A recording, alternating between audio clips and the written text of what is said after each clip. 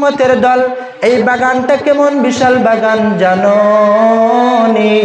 এই বাগানটা এমন বিশাল বাগান, ওই বাগানের এক সাইড থেকে অন্য সাইডে যদি কোনো উম্মত যাইতো চায় আর দ্রুত গমি একটা গুড়া নিয়ে যদি দৌড়াইতে থাকে, ওই বান্দার কমপক্ষে 500 বছর সময় লাগবে।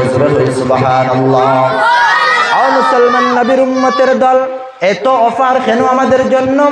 এত মায়া দয়া আল্লাহ রাব্বুল আলামিন আমাদের জন্য অফার কেন?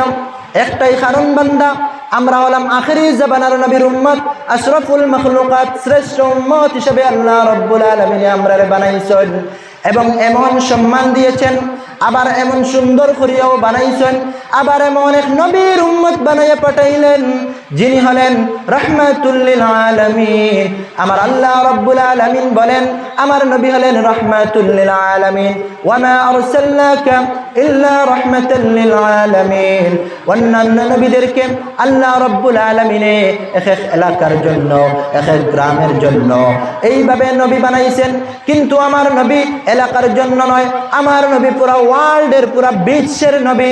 আমার নবী গাছের জন্য নবী, মাছের জন্য নবী।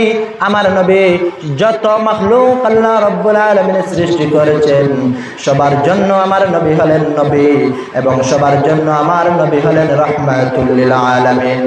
ও মুসলমান নবীর উম্মতের দল, আল্লাহ রাব্বুল আলামিন আপনারে আমারে এত অফার দেওয়ার কারণ কি? একমাত্র নবীর বরকত আর নবীর কারণে।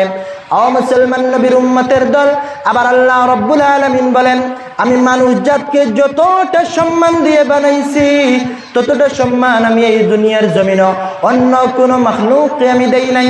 কমই বেশি আমি 18,000 মাখলুকাত আমি এই জমিনের মধ্যে সৃষ্টি করলাম, কিন্তু কোনো মাখলুককে আমি শ্রেষ্ঠ বলিয়া ঘোষণা করি নাই।